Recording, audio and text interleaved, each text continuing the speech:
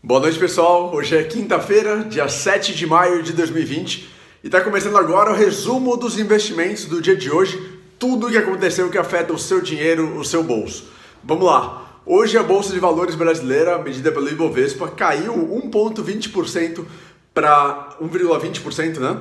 Para 78.118 pontos. Foi um dia bem volátil. A bolsa chegou a subir quase 2%, depois ela caiu, depois ela voltou a subir, depois ela caiu. Foi bem volátil, aconteceram várias coisas importantes que eu vou passar para vocês. O S&P, um dos principais índices dos Estados Unidos, subiu 1,15%, Dow Jones, índice industrial, subiu 0,89%, Nasdaq, índice de tecnologia, subiu 1,41%, tudo isso nos Estados Unidos. IFIX, índice de fundos imobiliários do Brasil, caiu 0,25%. Dólar hoje teve uma disparada gigantesca, 2,44 de valorização, R$ 5,84 foi o fechamento, novo recorde histórico do dólar, chegou a bater 5,88 durante o pregão, durante a negociação do intraday. Bitcoin hoje valorizou forte também, subiu 7,53 até a hora do fechamento, né? Porque Bitcoin não para a negociação, é o dia inteiro. Petróleo WTI, petróleo americano, caiu 3,42 para 23 dólares. Petróleo Brent, que é o petróleo europeu, Oriente Médio, utilizado pela Petrobras, caiu 1,54% para 29 dólares e 38 centavos de dólar. Vamos lá então, o que aconteceu hoje importante que afetou os seus investimentos e afetou tudo isso? Primeiro, falando aqui do Ibovespa, como eu mencionei, alta volatilidade. O que pesou mais hoje? Primeiro, para a queda, então o que puxou para baixo o Ibovespa foram principalmente as ações dos bancos. Os bancos, principalmente Itaúsa, Banco Bradesco, Banco do Brasil e Santander, esses bancos, os maiores do Brasil, representam 20% da carteira do índice do Ibovespa, da carteira teórica. Vamos lembrar que o Ibovespa ele é um índice e ele é uma carteira teórica, então tem várias ações, tem cerca de 73, eu acho, ações dentro do índice e tem mais de 300 empresas com ações no Brasil. Então o índice ele é formado pelas empresas mais negociadas e aí algumas empresas têm um peso maior do que outras, que são justamente as mais negociadas. Quando o Ibovespa cai, não significa que tudo caiu, significa que as ações, principalmente as mais negociadas, caíram. E é isso que aconteceu hoje. Então os bancos caíram bastante e por representarem 20% do Ibovespa, puxaram o índice todo para baixo.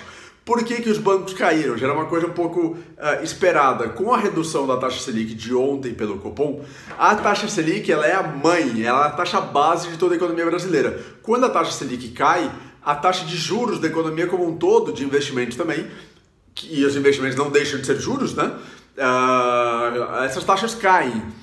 Taxa de juros mais baixa para o mercado como um todo significa que quem empresta dinheiro e ganha juros, que são os bancos, vão ganhar menos. Então a margem financeira dos bancos vai diminuir. Margem financeira diminuindo, o lucro dos bancos é menor, lucro dos bancos menor, menos interesse dos investidores pelos papéis dos bancos, saíram vendendo, puxaram para baixo a cotação desses bancos no dia de hoje. Tem muito a ver com essa questão do Copom e dessa repercutindo a decisão do Copom de ontem, que eu falei bastante aqui, sobre a queda da Selic nesses 0,75% para 3% ao ano. O que fez o Ibovespa ter algum sopro, né? Porque em alguns momentos, no começo da tarde, o Ibovespa, que estava caindo no final da manhã, subiu, não conseguiu manter a alta, mas chegou a subir. Porque o Paulo Guedes, ministro da Economia, junto com o Bolsonaro, presidente do Brasil, declararam que o Bolsonaro vai vetar o pacote do Senado e da Câmara dos Deputados que reajusta o salário de funcionários públicos. A proposta do Guedes, ele quer que até o final de 2021, então mais de um ano e meio, não tenha nenhum tipo de reajuste do funcionalismo público. E isso seria uma economia de 130 bilhões de reais, muito dinheiro, 130 bilhões de reais para a União, para o governo federal.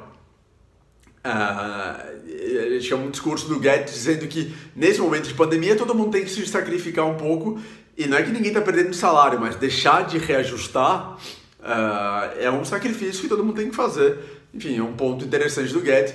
Isso deu uma animada nos mercados, nos investidores, porque significa uma economia dos gastos públicos do governo, um controle fiscal maior, né? Essa preocupação de aumentar os gastos públicos para fomentar a economia, mas, como eu disse, não se sustentou. Tá bom? Esse foi um pouquinho dessa crise política e hoje, inclusive, o Bolsonaro foi até o Supremo Tribunal Federal, conversou com o Dias Toffoli, presidente hoje do STF, levou 30 empresários com ele, o Bolsonaro, para dizer para o Toffoli a importância que tem a reabertura econômica e a preocupação de que a crise econômica seja cada vez pior e comece a faltar alguns produtos na prateleira de supermercados, na vida dos brasileiros, pela paralisação de indústrias, de comércio, etc. Agora vamos para fora do Brasil, vamos dar uma olhada nas bolsas internacionais. Teve uma forte animação hoje nas bolsas europeias, não foi uma alta tão forte, mas teve um otimismo relevante. Por quê? Primeiro, a Alemanha, a maior economia da Europa, da União Europeia, começa a reabrir gradativamente. Um anúncio de ontem da Angela Merkel, a primeira-ministra, dizendo que à medida que a pandemia tenha sinais de melhora, a economia da Alemanha vai se reabrir. E no Reino Unido, o Boris Johnson, primeiro-ministro do Reino Unido, disse que a partir da próxima segunda-feira, que vai ser não sei que dia vai ser segunda-feira, a partir da próxima segunda-feira, o Reino Unido também vai começar um processo de reabertura econômica. Isso, claro, anima empresas, anima toda a parte de indústrias, comércio, etc., a economia desses dois países muito importantes na Europa. Acordo Estados Unidos e China, olha só. Na próxima semana vai ter uma nova rodada de conversas entre negociadores dos Estados Unidos e da China para ver se a implementação do acordo feito em janeiro de 2020 entre os dois países está sendo realmente cumprida, e isso trouxe alguma animação também para os investidores de que talvez aquela tensão política de China com os Estados Unidos seja mais discurso do Trump, presidente dos Estados Unidos, do que algo realmente prático de criar um problema como o Trump tinha ameaçado. Falando em China, as importações da China aumentaram 3,9% no último mês. Embora as importações tenham caído, as exportações chinesas aumentaram, então a balança comercial da China foi positiva, trazendo também algum sinal de que a economia chinesa talvez esteja numa recuperação ou numa retomada. E a economia chinesa, a segunda maior economia do mundo, claro que afeta todo mundo e traz sinais de melhoria para todo mundo. Voltando aqui para o Brasil, primeiro coronavírus, números preocupantes ainda do coronavírus no Brasil, a Organização Mundial da Saúde dizendo que o Brasil talvez seja o novo epicentro global da doença. Nas últimas 24 horas foram mais de 600 mortes de novo, são 135 mil casos com 9.888 mortes. Isso fez com que o país passasse a Turquia em número de casos e o Brasil já é o 8º país no ranking mundial de casos do coronavírus, um número muito ruim. Voltando aqui para o Brasil de novo, poupança, olha só, nossa arqui-inimiga poupança, que não é investimento, mas a galera adora poupança ainda, muita gente deixa seu dinheiro na poupança. Poupança registrou simplesmente a maior captação mensal desde 1995, que é quando começou a série histórica do Banco Central. Então, poupança teve uma captação líquida de 30 bilhões de reais em abril. Claro que está muito relacionado à preocupação das pessoas com volatilidade de investimentos, preocupação com perder emprego, perder renda, todo mundo vai lá e bota o dinheiro na poupança. E Nasdaq, olha só, olha que interessante, o índice Nasdaq, que é o índice de empresas de tecnologia dos Estados Unidos, zerou as perdas de 2020. Nasdaq já está no positivo, já zerou todas as perdas que teve em 2020 com o coronavírus, com todo o impacto, e hoje teve uma alta.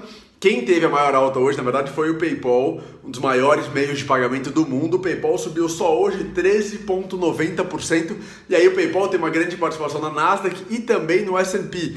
O PayPal puxou para cima Nasdaq e S&P. O PayPal declarou alguns números bons de resultados financeiros e também disse que tem tido um grande aumento no número de transações financeiras na internet, no meio online, durante essa pandemia. O PayPal sendo um meio de pagamento online, tudo que tem de mais compras no online, no e-commerce, no varejo eletrônico, PayPal se beneficia muito. Então isso animou os investidores, puxou as ações para cima. Esse foi o grande resumo, o melhor resumo do mercado financeiro do Brasil, dos investimentos do dia de hoje, comigo, Bernardo Pascovitch. Espero que tenha gostado. Agora é o seu momento, que eu preciso muito da sua ajuda para levar esse conteúdo para mais pessoas, para elas verem também o que rolou no dia de hoje. Então, por favor, marca pelo menos 3 pessoas aqui que precisam ver esse conteúdo. Obrigado, um abraço e até amanhã. Tchau!